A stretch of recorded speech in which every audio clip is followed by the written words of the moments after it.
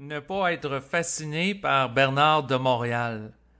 Je prends la parole aujourd'hui pour parler de ce sujet, étant donné que depuis plusieurs années, je vis une forme de fascination par rapport à Bernard de Montréal, qui a été une figure marquante dans le domaine de la conscience supramentale au Québec, qui a initié un mouvement de conscience sans précédent ici.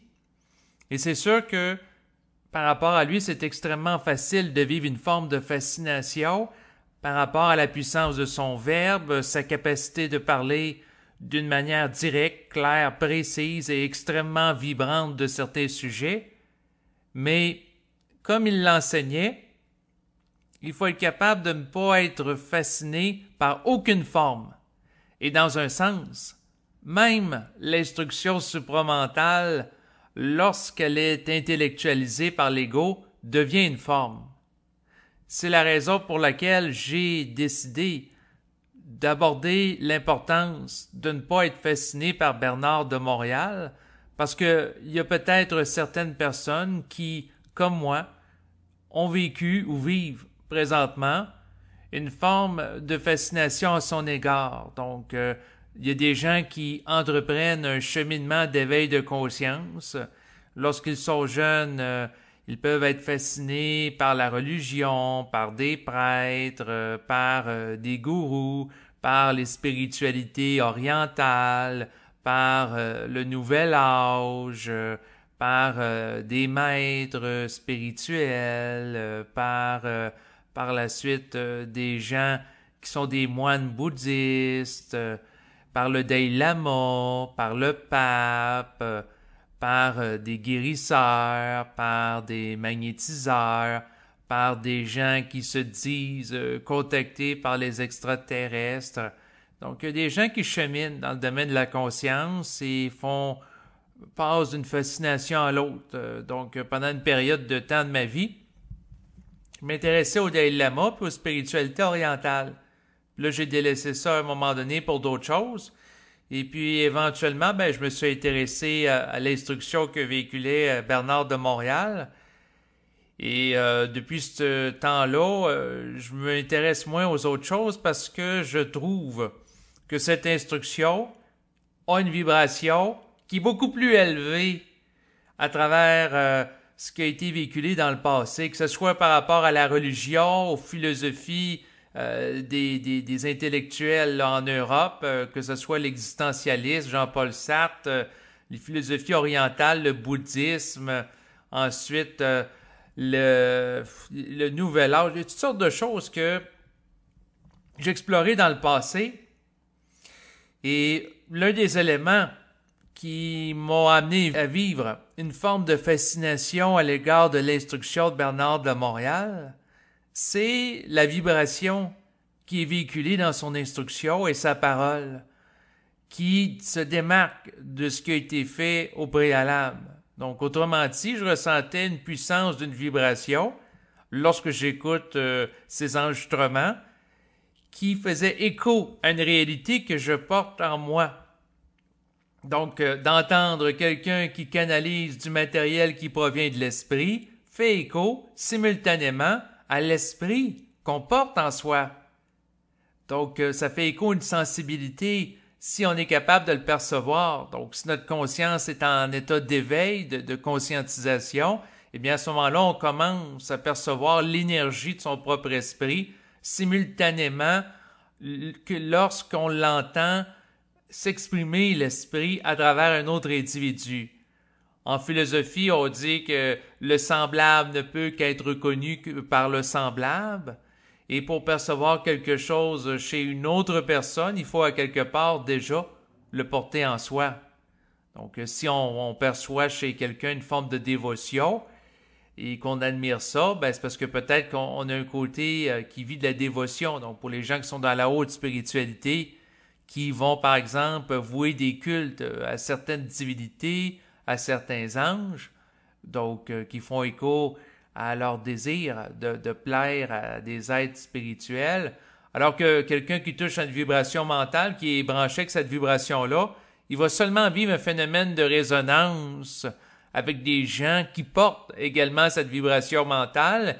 Et comme présentement, ils sont très peu nombreux à l'échelle de la planète, d'être en contact avec un individu qui véhicule cette vibration, ça court pas les rues. Donc, c'est sûr que lorsque j'ai tombé sur les enregistrements de Bernard de Montréal, en très grande quantité, c'est incroyable. Pendant près de 25 ans, il y a au-dessus de 500 enregistrements qu'il a produits. Ben, ça m'a fasciné, ça a captivé mon intérêt. Je me suis bien écouté du Bernard de Montréal le matin en mangeant mes céréales sur l'heure du dîner, lorsque je vais prendre des fois des marches à l'extérieur, lorsque je vais laver également la vaisselle, donc à différents moments de ma journée, pour rester dans cette vibration que je n'ai pas retrouvée ailleurs. Donc autrement dit, la vibration mentale qui est véhiculée par quelqu'un qui manifeste avec force, avec une puissance, une vibration qui se rattache au plan de l'esprit, ne se retrouve pas par rapport à des gens qui vont, par exemple, canaliser du matériel qui est astral. Donc, les médiums, entre autres, qui canalisent des entités avec des noms bibliques, que ce soit Jésus, la Sainte Vierge, ou également des anges, ou également des extraterrestres. Souvent, la vibration n'est pas aussi haute, n'est pas aussi forte et n'est pas aussi électrisante pour le mental. Donc, autrefois, je m'intéressais entre autres à des gens qui faisaient du channeling, entre autres, il y avait des entités, là, c'était surtout au début des années 2000 là, que je lisais des livres là-dessus, et qui canalisaient du matériel. Donc, ça avait une certaine vibration, mais lorsque j'ai tombé sur les enregistrements de Bernard, j'ai délaissé ces enregistrements-là, j'ai délaissé mon intérêt pour les philosophies orientales, le bouddhisme, entre autres, qui m'intéressait, les notions de karma, de réincarnation qui étaient véhiculées par ça. Donc, ça m'a amené à mettre de côté certaines choses parce que je trouvais plus dynamisant d'écouter les enregistrements de Bernard pour faire des tâches qui peuvent être extrêmement simples. Hein? D'écouter un enregistrement de Bernard lorsque j'effectue le ménage chez moi, ça me donne plus d'énergie que d'écouter certains conférenciers de type nouvel âgeux. Surtout quand Bernard prend la parole et il va s'affirmer avec un verbe puissant. Des fois, on l'entend se fâcher, prononcer quelques jurons. Donc, lorsqu'on sent que la vibration est haute, d'être dynamisé par cette perception vibratoire pour faire une tâche répétitive, comme par exemple le ménage, eh bien, ça donne une vitalité que je ne retrouvais pas en écoutant certains conférenciers qui sont plus lourds intellectuellement, là, qui vont citer abondamment des références, donc des grands intellectuels qui vont parler de psychologie, de philosophie, donc de différentes choses, mais avec une vibration qui est plus réflexive. Alors que lorsqu'on entend une parole qui est sans réflexion, ben c'est sûr que ça dynamise l'organisme parce que cette parole-là est libre de forme intellectuelle et elle est chargée d'énergie à l'état brut, à l'état pur. Donc, l'énergie n'est pas diluée par des réflexions qui viennent alourdir, qui viennent des fois nous endormir lorsqu'on entend la personne parler, comme un peu lorsqu'on va écouter un professeur d'école qui est parfois ennuyeux parce qu'il répète le contenu qu'il a répété l'année passée et les autres années d'avant, comme il répète une cassette. Donc, comme une cassette qui ne fait que régurgiter les mêmes formes mémorisées. Alors que lorsqu'on entend une parole qui est créative, ben, on ne sait pas où est-ce que ça va aller. C'est pas calculé, c'est pas étape par étape, ça peut aller dans plusieurs directions. Donc, à ce moment-là, il y a une dynamisation à ce niveau-là parce que ça suit un courant d'énergie qui est plus naturel au lieu de suivre une logique qui est plus linéaire. Mais tout ça pour vous dire que s'il y en a certains d'entre vous qui vivez une forme de fascination à l'égard de l'instruction de Bernard de Montréal, tout comme moi, ben, ce qu'il faut comprendre, c'est que ultimement, lorsqu'on intègre son instruction, que ce soit en lisant ses textes, en écoutant des vidéos, il prend la parole, ou également des enregistrements audio qu'il a produits, c'est d'en venir à comprendre et d'intégrer réellement le principe qui est véhiculé, à savoir que il faut être capable d'être libre de la forme, et être libre totalement de la forme, c'est d'être capable d'être fasciné par rien. Donc, d'arrêter d'être fasciné par la religion, ça, beaucoup de Québécois ont fait le pas, surtout après la Révolution tranquille, où les églises se sont vidées. Donc, les gens ont arrêté d'être fascinés par la religion, mais dans certains cas, il y a des gens qui ont été fascinés par les philosophies orientales qui ont remplacé ça. Et par la suite, ça a été de la fascination pour le nouvel âge, entre autres, les coachs, les motivateurs, la psychologie populaire. Donc, il y a différentes autres formes de fascination qui ont remplacé ça. Mais éventuellement, il ne faut plus être fasciné par ça. Il y a un certain nombre de personnes qui écoutent les enregistrements de Bernard qui ont dépassé ça parce que leurs taux vibratoires se sont élevés. Et à ce moment-là, de se nourrir d'une vibration qui est plus élevée fait en sorte qu'ils seront moins intéressés à se nourrir d'une vibration plus basse. Donc, l'intérêt diminue pour du matériel qui est plus réflectif, qui est plus lourd, qui est plus astralisé. Donc, quand on touche à quelque chose de plus léger pour le mental. Par contre, ultimement, il faut être capable d'être libre même de l'instruction qu'a véhiculée Bernard et de ne pas être fasciné par lui. Et c'est quelque chose qui n'est pas nécessairement évident, étant donné que ce qui arrive, c'est qu'il a amené l'instruction supramentale à un niveau extrêmement élevé à travers ses propos, à travers ses conférences, ses enregistrements, qui fait en sorte que son matériel est très avancé. Et peut-être que ça va prendre 2500 ans pour, à l'humanité terrestre, de l'intégrer massivement. Alors que lorsqu'on écoute, par exemple, des conférenciers dans le domaine de la croissance personnelle ou du nouvel âge, ben là, on voit qu'il y a un raffinement au fil du temps. Donc, on écoute des conférenciers dans les années 90 qui avaient plus tendance à citer la Bible, des passages plus religieux. Là, on voit que dans les débuts des années 2000, c'est moins présent. On fait plus référence à des notions de psychologie populaire. Donc, il y a un changement qui s'opère dans certains cas. Donc, les gens se détachent progressivement de la forme, mais un peu comme le domaine de l'informatique, si je fais une comparaison, vous pouvez acheter un ordinateur qui va fonctionner avec le logiciel Windows 8. Par la suite, on donne l'information, l'instruction au compte-gouttes. Vous passez quelques années après à Windows 10. Là, ensuite, il va y avoir un autre modèle. Donc, il y a Windows 7, Windows 8, Windows 10. Et ça évolue comme ça au compte-gouttes au fil des ans. Mais si vous auriez l'occasion d'avoir accès au logiciel Windows 2500, qui comporte l'ensemble des réalisations qui vont être effectuées au fil des 2500 prochaines années sur un ordinateur, ben, avouez que ça serait beaucoup plus intéressant à utiliser comme matériel parce que plus avancé que de faire tout le temps l'achat d'un ordinateur qui peut supporter un type de logiciel. Ensuite, la nouvelle version devient trop lourde. Donc, quelqu'un qui passe de Windows 7 à Windows 10, des fois, c'est plus difficile. Là, il faut que la personne change d'ordinateur. Donc, ça demande du temps, de l'énergie. Puis, c'est un savoir qui est présenté au compte-gouttes, qui se raffine, qui est expérimental. C'est-à-dire, c'est étape par étape. Alors que si, du jour au lendemain, en un claquement de doigts, on aurait accès à un logiciel informatique qui serait valide pour les 2500 prochaines années parce qu'il serait suffisamment sophistiqué, suffisamment en mesure de traduire adéquatement la réalité, au lieu qu'on ait acheté constamment des ordinateurs qui sont bons 4-5 ans et qui deviennent rapidement désuets, ben, ça serait beaucoup plus intéressant de travailler directement avec la forme définitive plutôt que d'y aller avec l'essai-erreur.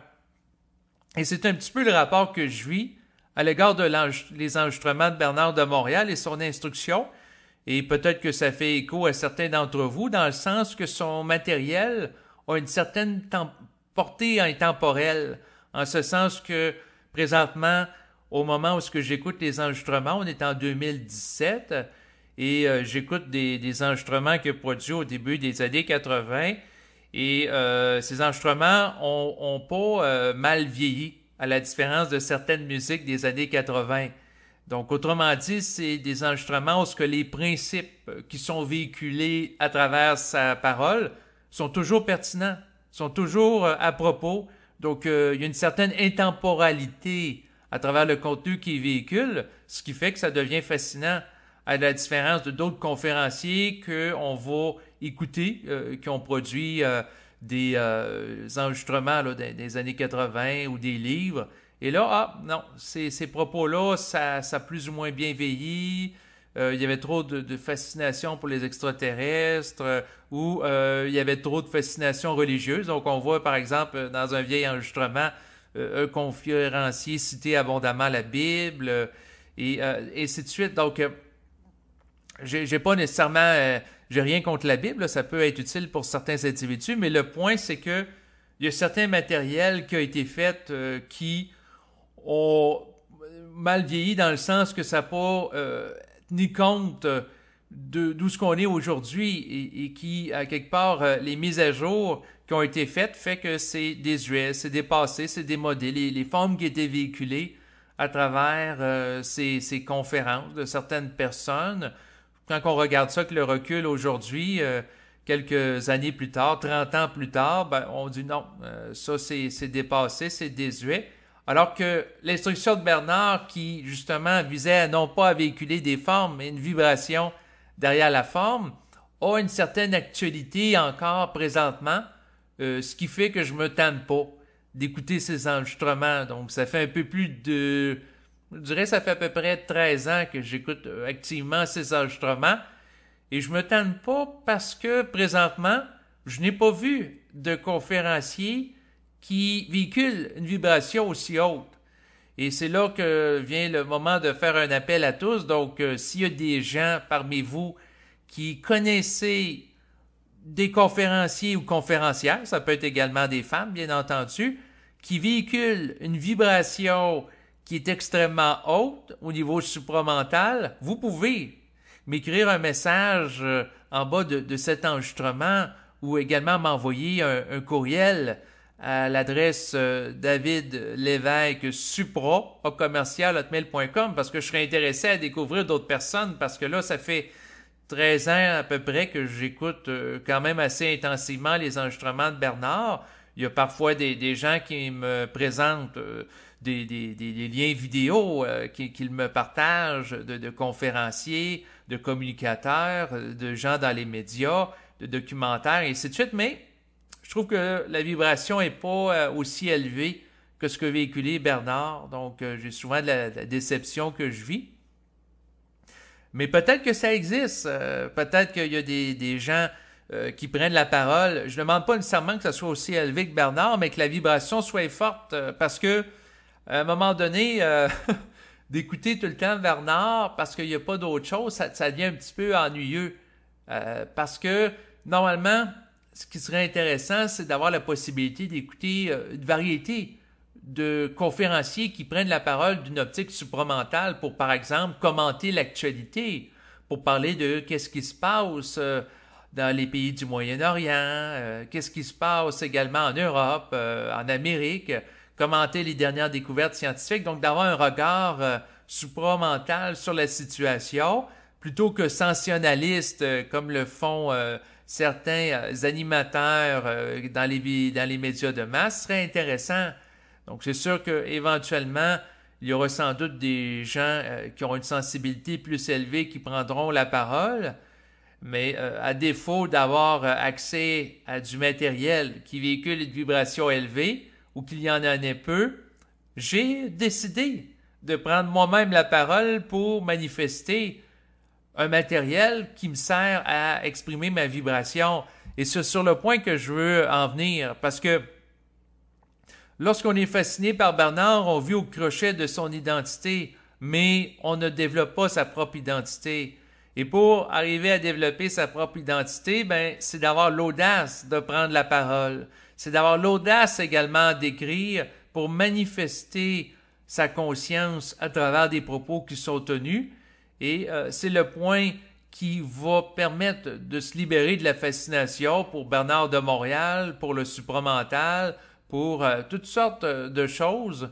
C'est d'être capable non pas de vivre en fonction d'un rapport à un individu extérieur à soi qui a atteint un niveau élevé vibratoire d'une manière continue en agissant comme étant son disciple ou son élève, mais plutôt d'être capable de manifester soi-même de manière autonome sa conscience et d'avoir l'audace de prendre la parole pour devenir son propre foyer de rayonnement, tel un soleil qui s'allume. Et c'est ça, de mon point de vue, ce qui va permettre à certaines personnes de se libérer de la fascination de Bernard. Bien sûr, c'est pas quelque chose de facile à se libérer, étant donné que traditionnellement, on a été habitué et conditionné au fil des siècles d'agir en fonction de figures de référence, que ce soit dans le passé par les maîtres, par les gourous, par les prêtres qui nous disaient quoi faire. Par la suite, il y a eu des gens qui ont fait du coaching, il y a eu des psychologues, il y a eu également des chamans, il y a eu toutes sortes de personnes qui avaient toujours un rapport dans lequel ils se positionnaient comme étant au-dessus de l'individu pour lui dire quoi faire dans sa vie. Et nous, en tant qu'âme, eh bien, on avait tendance à les croire et agir ainsi de suite. Donc, la plupart des gens, ils étaient des disciples, ils étaient des élèves, ils étaient des suiveurs de différentes personnes.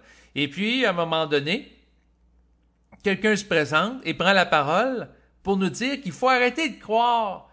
Et il faut arrêter de vivre en fonction des maîtres. Il faut arrêter de vivre en fonction des autres pour s'individuer et vivre en fonction de soi-même.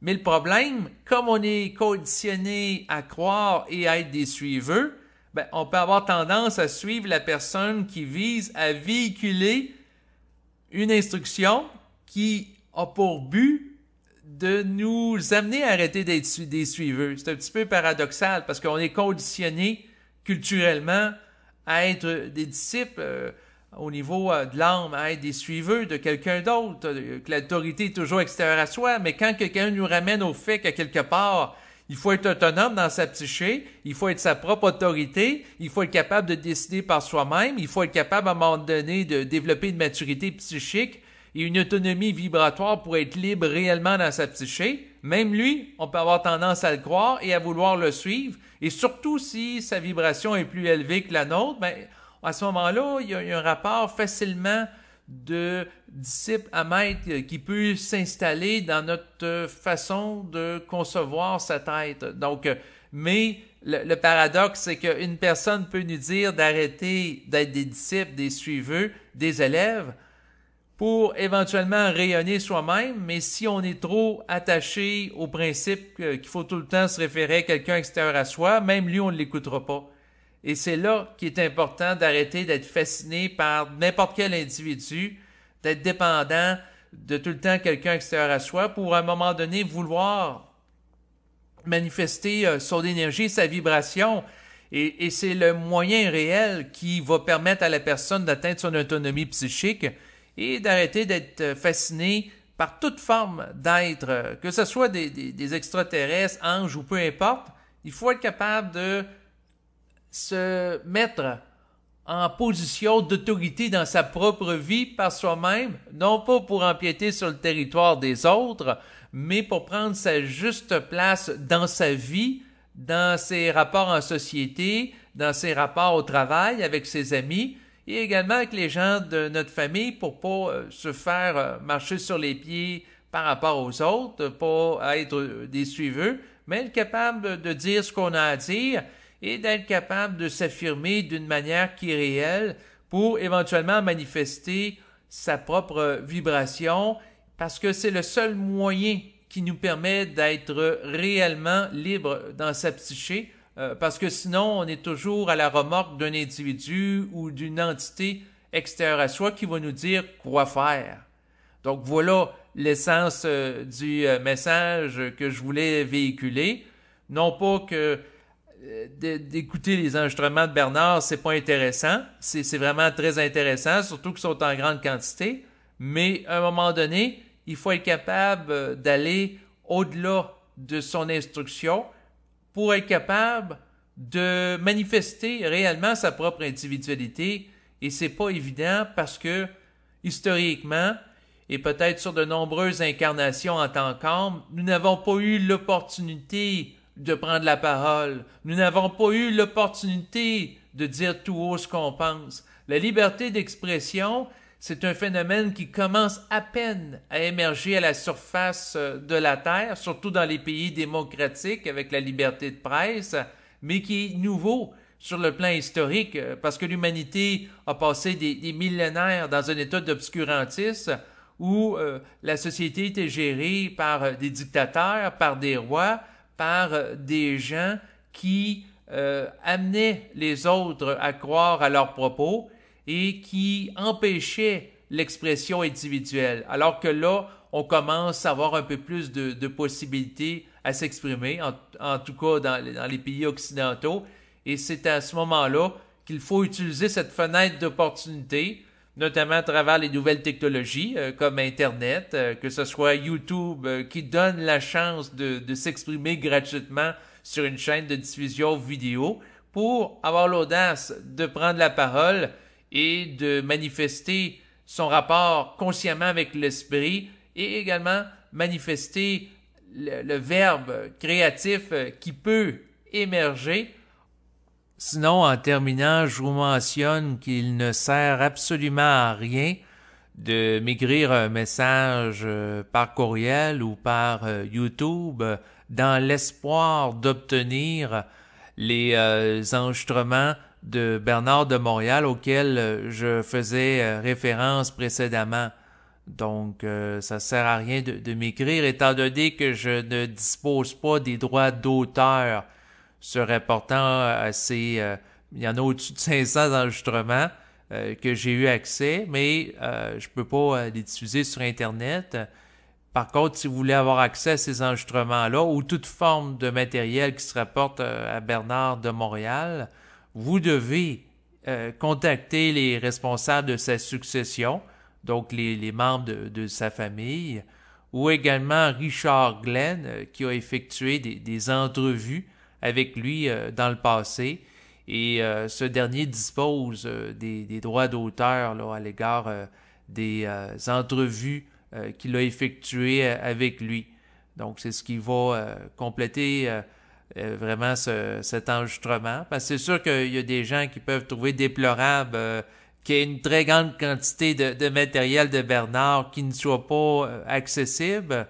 Donc, au-dessus de 500 enregistrements sur 25 ans, sans compter les livres, et qu'il y a certaines personnes qui voient ça comme si on empêchait d'avoir accès à des théories d'Einstein ou quelque chose qui a une portée révolutionnaire pour l'humanité.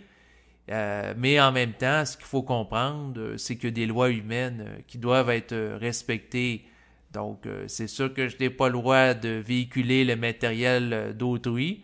Je n'ai pas le droit de mettre de ces enregistrements sur cette chaîne YouTube. Par contre, j'ai le droit de prendre la parole pour manifester ma propre vibration et être capable de canaliser du matériel. Et c'est peut-être le fait que je trouve qu'il n'y a pas grand-chose qui se fait présentement en matière de conscience supramentale dans les médias et sur Internet, qui a fait que j'ai osé sortir de ma solitude et mon isolement et réaliser cette chaîne sur YouTube pour prendre la parole. Donc, c'est l'absence de véhiculation d'une vibration qui me satisfait à travers ce qui est présenté.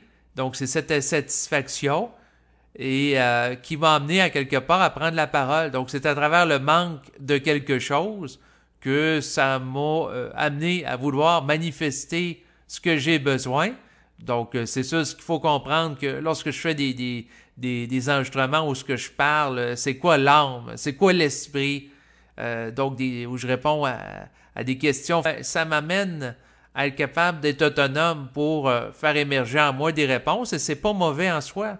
Donc, le fait qu'il y ait peu de matériel présentement, finalement, m'amène à me définir à travers la parole plutôt que de vivre en fonction du matériel disponible. Donc, à quelque part, vu d'un certain point de vue, ça force les gens qui veulent qu'une vibration soit manifestée, de prendre la parole pour la générer.